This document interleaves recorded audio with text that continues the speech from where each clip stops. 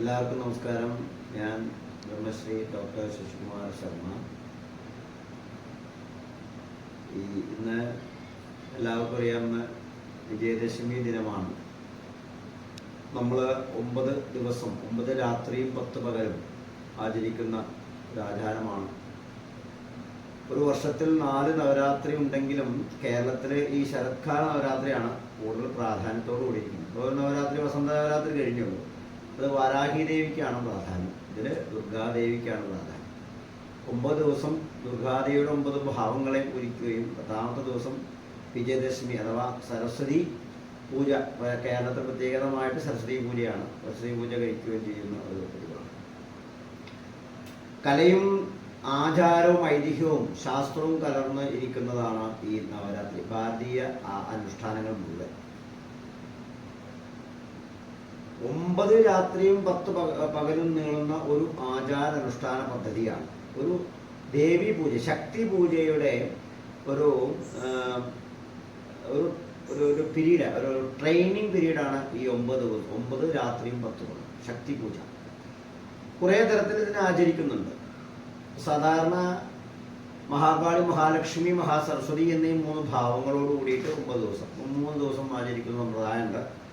9 ഭാവങ്ങളിൽ ദേവീനെ 9 ഭാവങ്ങളിൽ ദേവീ മഹാത്മ്യത്തിലെ പ്രഥമം ശൈലപുത്രി ദ്വിതീയം ബ്രഹ്മചാരിണി എന്ന് തുടങ്ങുന്ന ആ ശ്ലോകത്തെ അപേക്ഷിച്ച് 9 ദിവസവും 9 ഭാവങ്ങളെ പൂജിക്കുന്ന സമ്പ്രദായവും.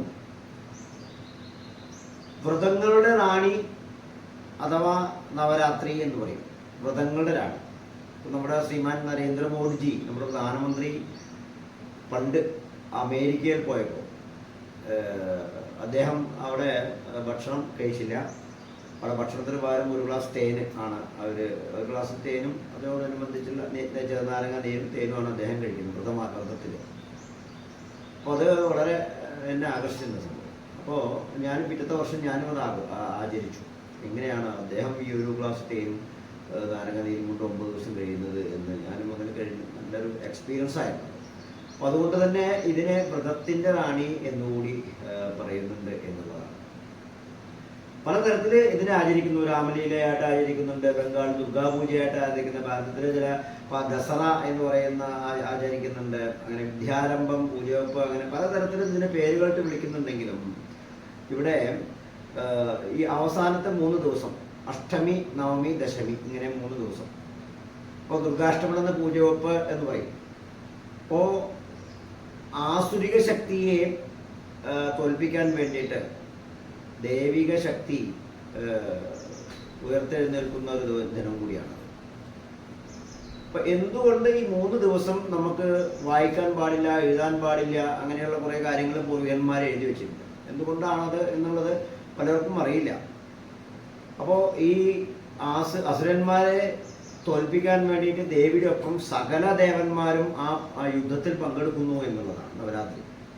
അപ്പോൾ 9ാമത്തെ ദിവസം ഈ 3 ദിവസമായിട്ടും സകല വാണി ദേവി, സരസ്വതി ദേവി, എഴുത്തിൻ്റെ ദേവത അല്ലെങ്കിൽ അറിവിൻ്റെ ദേവത, കണ്ണിൻ്റെ ദേവത, ചെകിടിൻ്റെ ദേവത, അങ്ങനെ നിരവധി ദേവി കവചത്തിലൊക്കെ പറയുന്നുണ്ട്. ഓരോരോ അംഗങ്ങളും നമ്മൾ ഓരോരോ ദേവിമാരാണ് സംരക്ഷിക്കുന്നത്. ആ ദേവിമാരെല്ലാവരും ഈ മഹാദേവിയുടെ ഒപ്പം യുദ്ധത്തിന് പോയത് കൊണ്ട് ഇതൊന്നും ശോഭിക്കില്ല.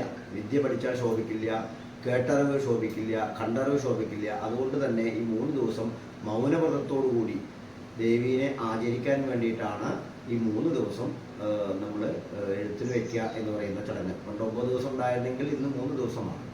അപ്പോൾ ആ 3 ദിവസത്തിൻ്റെ പ്രാധാന്യം അങ്ങനെ ആയിട്ട് പോകുന്നു എന്നുള്ളതാണ്. അതുകൊണ്ട് തന്നെ ഈ 3 ദിവസം എഴുത്ത് പാടില്ല, പഠനം പാടില്ല എന്നിങ്ങനെയുള്ള ആ സകല ദേവന്മാരും അങ്ങോട്ട് പോയത് കൊണ്ട് 10ാമത്തെ ദിവസം ആ ആസുരിക ശക്തിയെ വധിച്ച് ദൈവിക ശക്തിയുടെ ആധിപത്യം സ്ഥാപിച്ച് അത് വിജയിച്ച ആ വിജയ ആഘോഷമാണ് വിജയദശമി. ആ വിജയദശമി ആഘോഷിക്കലാണ്. അതുകൊണ്ടാണ് നമ്മൾ മധുരം വിളമ്പിയിട്ടും നിവേദ്യങ്ങൾ ഉണ്ടാക്കിയിട്ടും ഫലമൂലാദികളിലൂടെയും എല്ലാം ദേവീനെ ആരാധിക്കും, ദേവിക്ക് നിവേദിക്കുന്നു. ആ സന്തോഷപൂർവ്വം എല്ലാവർക്കും അതെല്ലാ വീടുകളിലും എത്തിക്കുന്നു. അപ്പോൾ അങ്ങനെയുള്ള ആഘോഷങ്ങളാണ്, വലിയൊരു ആഘോഷമാണ് വിജയദശമി എന്ന് പറയുന്നത്. പ്രപഞ്ചത്തിൻ്റെ മൂലകാരണം ആദി മഹാദേവി പരാശക്തിയാണ്. അപ്പോൾ ആദിമാത എന്നും പറയും. അപ്പോൾ ആദി ദേവൻ മഹാദേവനുമാണ്. അതാണ് ശിവശക്തിയായുക്തായതി ഭവതി എന്ന് തുടങ്ങുന്ന ശ്ലോകത്തിൽ നമ്മുടെ ശിവനും ശക്തിയും ചേർന്നത് കൊണ്ടാണ് ഈ പ്രപഞ്ചം ഉണ്ടായത് എന്ന് പറയുന്നു. അപ്പം അതുകൊണ്ട് ആദിമാത, നമ്മുടെ അതിലുള്ള ഓരോ ചൈതന്യവും ജീവാത്മ ചൈതന്യവും എല്ലാം അവസാനം എവിടേക്ക് എത്തപ്പെടുന്നു? പരമാത്മ ചൈതന്യക്ക് എത്തപ്പെടുന്നു, ദേവിയിലേക്ക് എത്തപ്പെടുന്നു എന്നുള്ളത് കൊണ്ടാണ്. അപ്പോൾ അവിടെ ഈ എല്ലാ രീതിയിലും സദാശിവമൂർത്തിയായി കണ്ടുകൊണ്ട്, സദാശിവമൂർത്തിയും ദേവിയും ദേവനുമായി കണ്ടുകൊണ്ട്, ശിവനും ശക്തിയായി കണ്ടുകൊണ്ട് പൂജിക്കുന്ന ഒരു സമ്പ്രദായം നമ്മുടെ കുലദേവതാ സമ്പ്രദായം കൂടി ഇതിൽ ഇന്ന് ഏറ്റവും കൂടുതൽ അനുഭവിച്ചുകൊണ്ടിരിക്കുന്നത് കുലദേവതാ പ്രീതി ഇല്ലാതെ വരുന്നത് കൊണ്ടാണ്.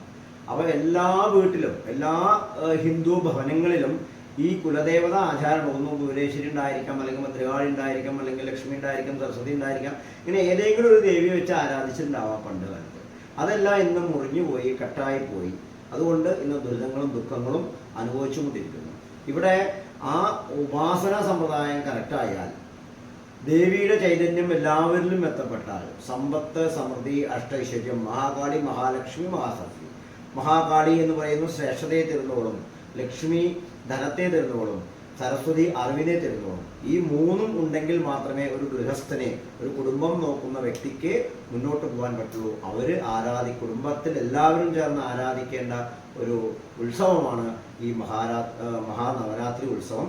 ഈ മഹാനവരാത്രി ഉത്സവത്തിൻ്റെ ദേവിയുടെ അനുഗ്രഹം എല്ലാ കുടുംബങ്ങളിലും എത്തട്ടെ, എല്ലാ ശക്തിയും എല്ലാ കുടുംബങ്ങളിലും എത്തട്ടെ. എല്ലാ ഹിന്ദു ഭവനങ്ങളിലെ കുട്ടികൾ IAS-ഉം IPS-ഉം ഡോക്ടർമാരും എഞ്ചിനീയർമാരും അങ്ങനെ വലിയ ജോലിയിലേക്ക് എത്താൻ വേണ്ടി ദേവിയുടെ അനുഗ്രഹം ഉണ്ടാവട്ടെ എന്ന് പ്രാർത്ഥിച്ചുകൊണ്ട് നിർത്തുന്നു. നന്ദി, നമസ്കാരം. നിങ്ങളുടെ ബ്രഹ്മശ്രീ ഡോക്ടർ ശശികുമാർ ശർമ്മ.